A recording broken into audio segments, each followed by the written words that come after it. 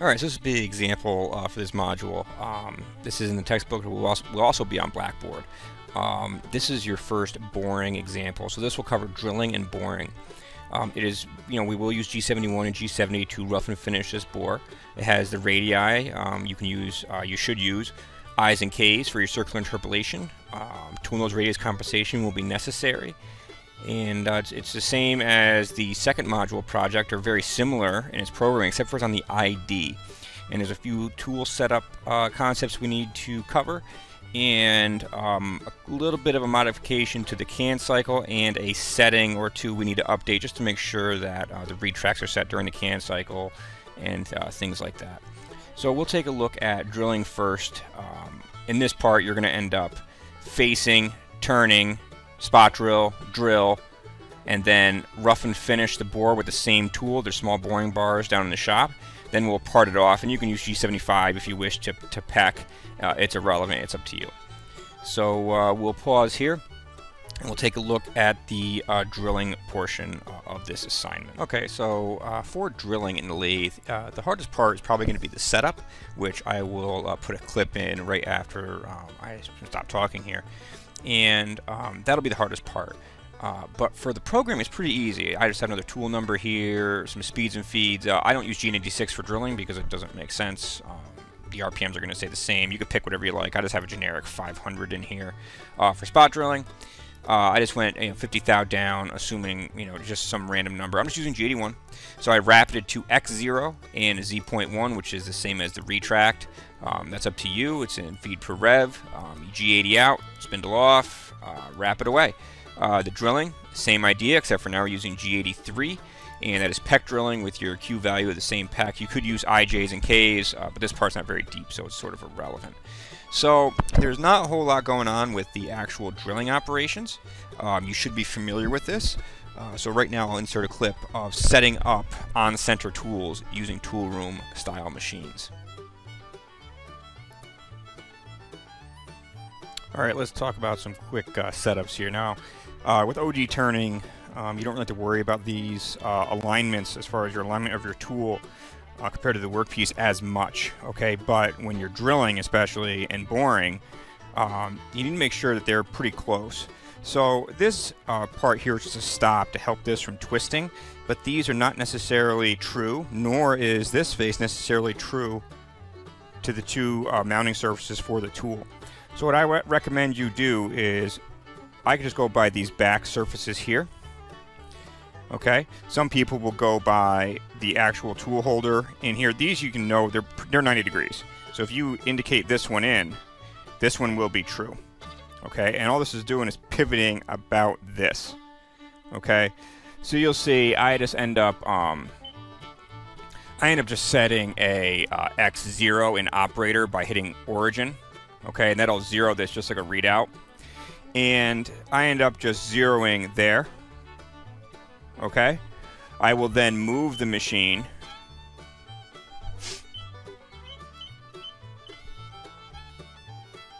out of the way and just go to the other side, because you can't indicate across. That doesn't mean that you can't indicate it. You just got to be a little more creative. Now I'm going back to 0 on the operator page over here. You're not going to 0 on the indicator necessarily. You're going to 0 on the operator, where you set 0 on the machine tool. So you'll see that we are in spec. Okay, it's about a thou difference. That's okay. You're within a thou, you're pretty good for this setup. I don't think with the part that we're going to be making that any more than that is necessary, because again, any error is translated out. So you need to be aware of that. But again, make sure that the tool post is set true to the axes of the machine tool. All right, that is very critical. Okay, let's start talking about on-center tools. So drills, spot drills, reamers, things like that. Okay, basically this is the setup you're going to want. You could use a test indicator, but be careful because you have issues when the test indicator goes upside down. So if you put a Noga base on here and sweep, just got to make sure that you don't go upside down with the indicator. I'm using a coaxial indicator. I don't have to worry about that. And I just have the adapter arm and a little hammer there set so it doesn't move. Now, there's two axes you need to worry about. One is going to be your X, and that's the offset we're looking for. We're also going to be setting the tool height So you end up putting the indicator needle into the holder on the tapered surface, okay, where the collet taper meets it and closes. That's where we're going to sweep. Now, the trickiest part of this is the up and down. So I recommend you work with one axis, depending how far out you are first. So either pick the X, which is easier, or use just do one at a time. 12 and 6 or 3 and 9, whatever you want to do. Basically, use this adjustment and the machine tool X-axis, okay, to find a 0. Okay, and you'll see we're pretty close. Okay, and we get down a little more than that, but it's not really necessary for this example. Okay, and that's what we're looking for. Now, we need to set our X geometry. Okay, to do that, we essentially just need this X minus 13.488 number. Okay, which in this case is just a machine coordinate. You shouldn't look over here in case there's a work offset set. But I zero my offsets each time. In machine, negative 13.488 is the center line in the X to drill on center on this machine. So what we need to do is you can either type it in and enter it, or you can go X diameter measure and enter in 0 and enter. And you'll see we have our negative 13.488 in the controller. Now, the nice thing is that in theory, okay, all these holders are the same. Okay, which means you could use that centerline number, all right, the entire time. But I highly recommend you check that, make sure that that is true. Okay, if you're mix matching holders, there's a lot of variables there. It is always a good idea just to quick load the tools you're going to use, leave the setup in here, sweep them, make sure you're good. Okay, and then there's no questions. You're not assuming anything. All right, so let's take a look at this boring example. So the boring bar will have to be set up, all right? And the boring bar is very similar to the turning, obviously OD turning tools. The exception is you should touch off to a hole. So what I recommend you do is in your program, right after it goes home or somewhere in here, you could put in an M00, and you could put set boring bar. And what I recommend you do is, you could even end the program there. You're gonna have to. This would just be a good place to stop and start again. So you could even just right here, set boring bar, reset. And once the hole is in there, now you could take the boring bars in the machine. Get out of the program, take that boring bar, go in and just touch the ID of the bar, or touch the ID of the hole that you're creating with the boring bar, just like you would, X diameter measure or an OD turning where you just touch the outside of a piece of stock. And now you have to touch the inside of the 1/2" diameter drill feature on this workpiece. Once you do that, then you got to take gauge pins. A caliper might be okay for this, depending on how much finesse you have. Telescoping gauge is something. Measure that diameter. Then when you do tool offset measure, you are measuring that diameter. So it's all flipped to the inside of the workpiece. Okay, you could take a piece of stock with a hole in it already and set your boring bar, but since you're only making one piece, I think that if you just stop the program after the 1/2" drill, load the boring bar up, MDI, T404, whatever tool you're using, load that tool, bring the tool in, take a slight cut in MDI or hand jog with that tool, measure the ID, set the tool that way. Again, the opposite of OD turning, you'll be all set. And that's what I recommend. Okay, this is a quick video of setting up the boring bar. So you have the boring bar loaded. I checked for center height. And obviously I already drilled a hole in this workpiece. Okay, and again, this is just a scrap piece, just doing the drilling portion. Now, I did bore slightly into here. Now, the key here is that you got to get close with hand jog. And then you do have to close the doors to turn the spindle on. And then come in, you'll see the chips form, and just turn a diameter, okay? And you'll see in tool 4, I have nothing set. All right, so if I just handle jog out of the way, and my X just turned this diameter, I can measure that diameter. Now, I don't recommend calipers. I'm going to do that because that's what I have in front of me here. So if you're careful with calipers, now again, I didn't go that deep, so I have to be careful with the ears of the calipers to get in here, okay, and measure the diameter. All right, 510. So now, when I go to X diameter measure, okay, I type in 0.51, enter, all right? Now we have a number. So now the position we have stores this location on the inside diameter. So this tool is set, all right? All right, I just want to add something quick to that. Just maybe this will help you. I just set that, and usually that's what I do. I set it, and I know it's good. My method for how I'm setting this works. I know that just from experience. But if you want to check it, okay? If you want to check it, call up G54, which should be on anyway, and make sure you have Tool 4 Offset 4 on, and you should have the diameter you entered into the X diameter measure set if you did not move the tool in the X. Okay, because when you do X diameter measure, it sets the diameter offset for the X based on the diameter you're currently cutting. I recommend you do, all right? So once that's set, now we can get into the actual boring operation. Now, not a whole lot changes here, okay? A lot of the same parameters, except for your start point defines where the inside of the stock is, or the 0.5 of the drill, the diameter it would create. Okay, so X.5 would be the diameter of the previous tool, whatever you decide to use. Right. Constant surface speed can be on for this. Okay, I end up going to G0 here. You don't necessarily have to, but I do. I don't like taking extra passes away in the Z, but you could. That's why I keep it sort of separate. All right, it's not a bad idea also to divide this up too, but it's up to you. Now we get in our turning and or boring. The big thing here, U is negative. You can look in the Haas manual. The U value is negative for this example. Now, next, on your N10 line, your first line of your little subprogram here, G41, not 42, we're boring. Okay? You'll work your way through, just like you would. Cancel the cutter comp. The only issue you may have, depending on what boring bar you have, is the difference between X.5, okay, and X.54. Right, it's 40 thousandths on diameter. If you're using like a 15 thou nose radius, you will be okay, all right, because you have to lead out at least obviously the radius of what you're trying to compensate. But since the X is on diameter, you got to take that offset and radius and multiply it by 2, okay?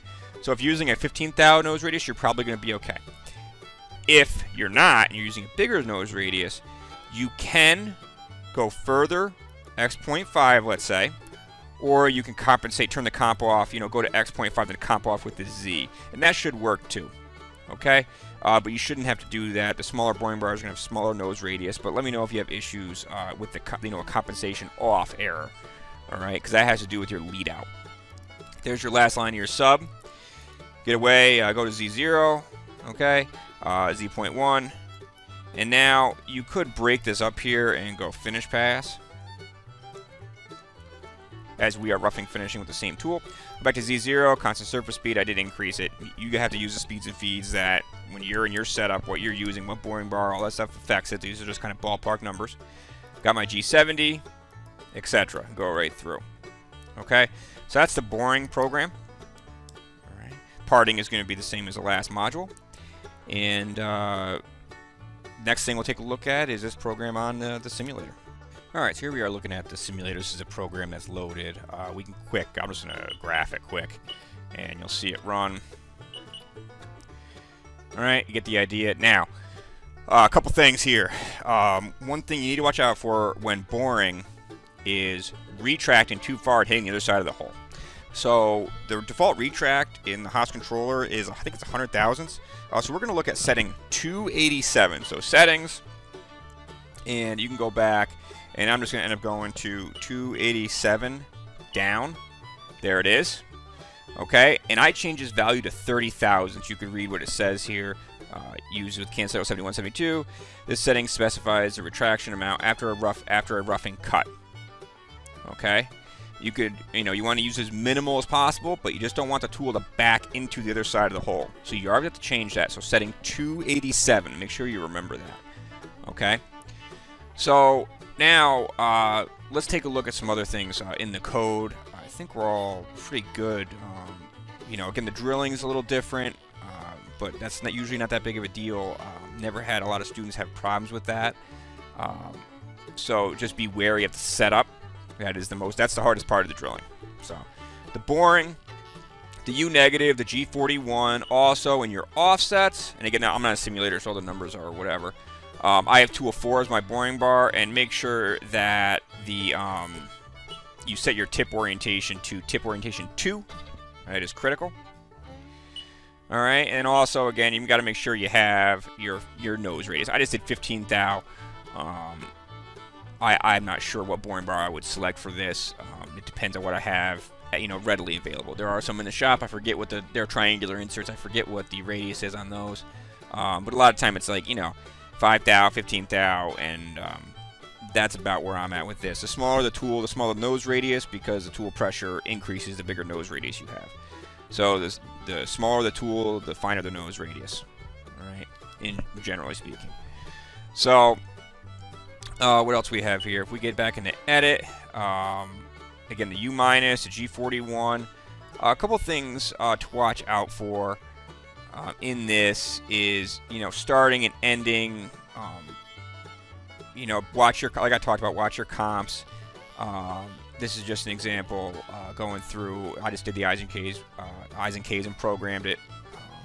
Again, that's something you should be able to do by now. Notice it's pretty simple code. I kind of eliminate some of the stuff that's in there. I know the book has some things. I've heard people mentioning the book has some extra codes. Could be, you know, I really try to break down my programs as much as possible. There's some things you can get away with, some things you can't. But again, if I go to graphics and run this, you see we got, I'll zoom in a little bit. Alright, so essentially I just face it, turn it with one pass. There is no tool nose radius compensation needed when you're only cutting with the X or Z. So I didn't even bother putting comp on with those passes. You'll see right here. No, there's no point. So I saved some time there.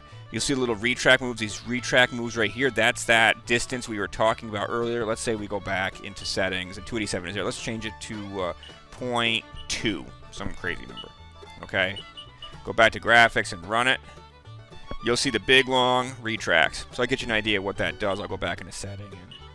30,000, okay, you just got to make sure that the diameter of the boring bar is not, you know, the backside of the boring bar is not going to hit the backside of the hole. I'm going to tell you right now, that is not a good day. That's a bad crash. So, you know, again, happens to everybody, happens to me, happens to everybody. But once you do that once, the odds of you doing it again become slimmer because you could retract, in theory, right through the part. And things, the small boring bars we're using, it'd probably just break the bar off, but the bigger the boring bar, you know, things do happen. So I just changed that back to 30,000. Just something to watch out for. Again, setting 287.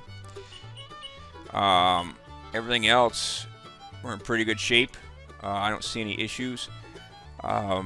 So again, if you have any questions, let me know. You know, don't panic. The worst part about this is you're not going to be able to really see what's going on. It's internal, so you really have to trust your code. Keep it, you know, use your ears. Keep an eye on what's going on. You could take finer cuts if you like. I think I'm taking, I don't know. Let's see what I had in here. I just had 15 thou as a side. That's not much. You go less if you want to, you know, again, you only got to make one part, so you're better off taking your time and making one right than trying to be rammy and, you know, getting yourself into trouble. So take your time. Parting shouldn't be a big deal. The ODs work. The drilling really shouldn't be that bad. Just watch your setups. And the boring, again, the setup is going to be new. Just, you know, put your MO right before the boring bar. Get out of the program. Take the boring bar, load the tool, load that tool, MDI, you know, T404, whatever tool you're using. Go on in and take a light cut till it cleans up on the ID of the hole you just created. Measure that hole, tool offset, or X diameter measure, just like you would flipping it from an OD tool. After that, you should be in good shape. Make sure your tip orientation and radius is correct. You're going to need it for this one, for the ID work. U negative, G41. I think that's about it. So if you have any questions, make sure you let me know. Sorry for sounding like a broken record, but those are some of the big things that I've seen people have mistakes with. So that's about it for this one. Thanks for watching.